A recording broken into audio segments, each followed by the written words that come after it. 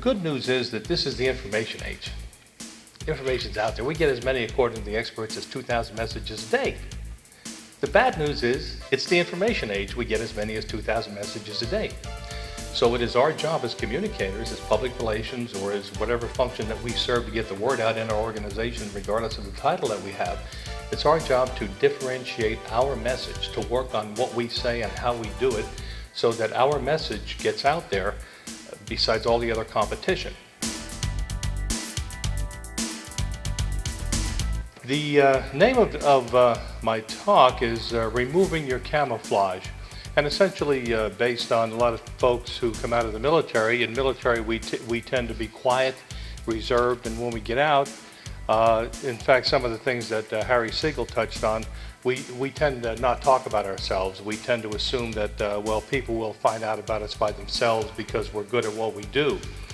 But that's not the case. In fact, you don't have to have been in the military to think that. Many small business people just believe that I'm too small to be able to do anything.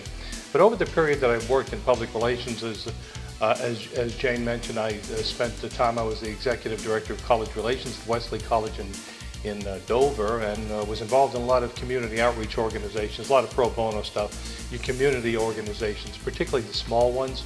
And what happens with them is that they tend to appoint people as their PR person who, in some cases, do not understand what the letters PR stand for. How many own businesses? Okay. Now what I'm going to do is I will answer some of these following questions in a relatively short period of time. What's the difference between marketing and public relations? Do you have a mission statement that your employees understand and support? Who's done an elevator speech, or who has an elevator speech? And who asks for customer feedback? Who practices demographic due diligence, as I call it? Who uses word of mouth and social media?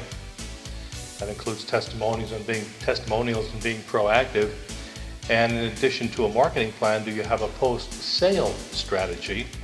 Have you done a SWOT analysis? There's another term that we've heard before on your business in the last year.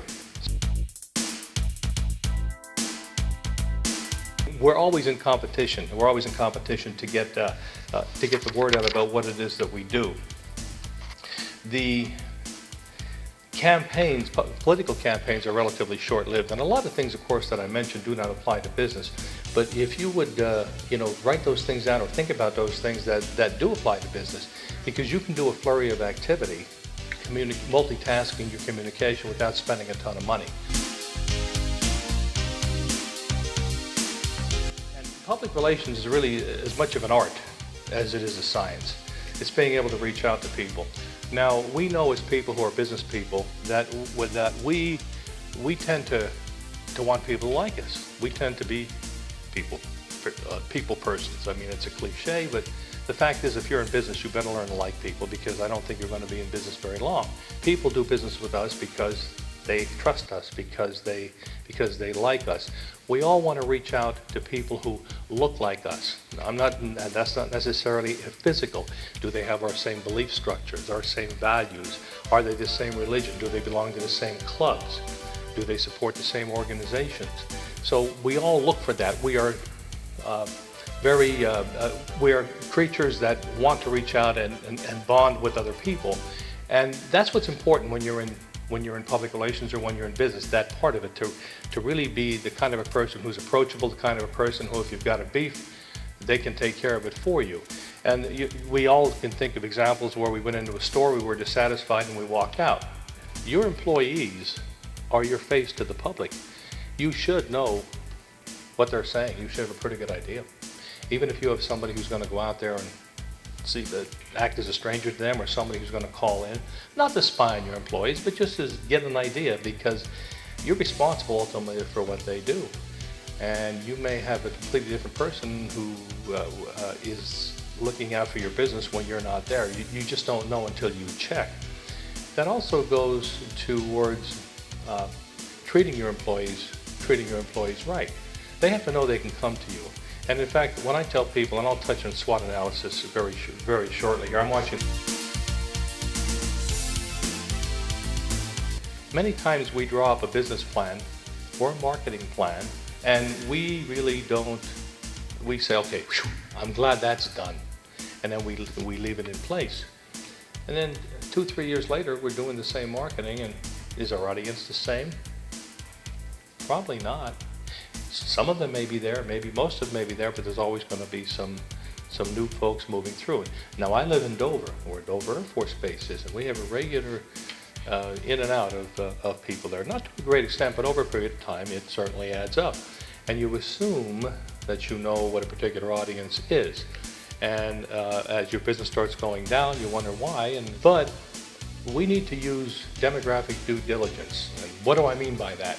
By that I mean making certain that we task those sales reps who come on and say, come on in.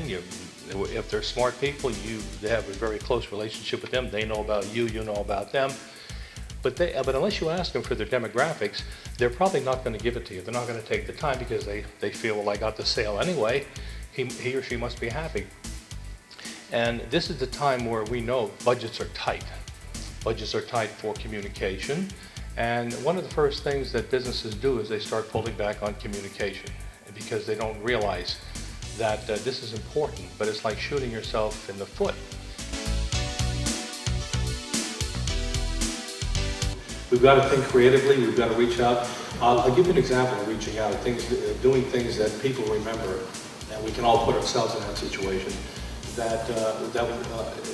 The electrician who wired our home 20 years ago is kind of an eccentric guy. He works by himself, but he does fantastic work. And a very friendly guy. He's a good old boy in the best sense of the word. He knows everybody and such, and he knows, he's been around a long time. This person, in fact, I talk about that in my book.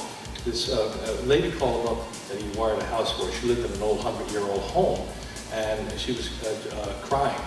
It was Christmas Day, and he said, what's wrong? And she said, you won't believe this, but I had the family over for Christmas. I was cooking dinner, and one of the outlets started to spark on the wall and started to smoke. And fortunately, her husband was home. He had the presence of mind to run down and hit the circuit breaker. And they had to turn the power off, and she said there was kind of smoke coming out of the wall, so she said, well, I'm not taking a chance. She called the fire department. She said, you don't need to bring a truck or anything. It's not on fire, but it stinks. So the fire chief came in and looked at it, and he said, you're right. He said, that wire's burned up in there. And she said, what can I do to fix it? He said, you have to have a certified electrician to fix it. And he said, by law, I've got to take off the head from your meter and take it down and shut power down to the whole house. She said, it's Christmas. And he said, I'm sorry. He said, I don't want the house to burn down. I don't think you want your family to burn up. Well, no, but I'm cooking my meal for Christmas, and you gotta wait till Monday. So she called him up, and he said, I'll be right over. He lived about 3 miles away, and he went in there. He said, yeah, it's an old thing. He put it together. He put a pigtail on a wire, put an outlet in there, and he went down to the fire chief's place and into the fire department. And he said, look, he explained what he did. They knew him. He said, you sure it's going to work? He said, yeah. Gave him the meter head back. He went there and he plugged back in again. He saved Christmas. She said, what do I owe you? He said, don't worry about it. He said, I didn't pay a helper. I just came down. I wasn't doing anything anyway. Now, do you think she's going to go to anybody else for her electric needs for the rest of her life? Do you think her kids are? Probably not. That is the best kind of word of mouth that you can get, somebody who did something out of the good of his heart. And we all have opportunities to do those kinds of things from time to time, and we should think about that. Courtesy never goes out of style, particularly our younger generation. We have to kind of keep an eye on them if they work for us, because they tend not to be as patient and as schooled as we are.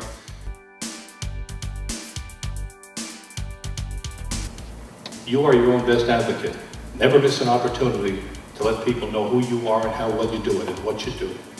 Once you become a public figure, be on your best behavior, both on and off duty. A lot of our elected officials should learn that. Always speak kindly of others. And finally, laugh a lot. Smile when you're stressed. Smile harder when you're angry, because people will flock to you. They'll also wonder what you're up to. Thank you. And would you please pull a card out of there, Jane, to see who won a copy of my book.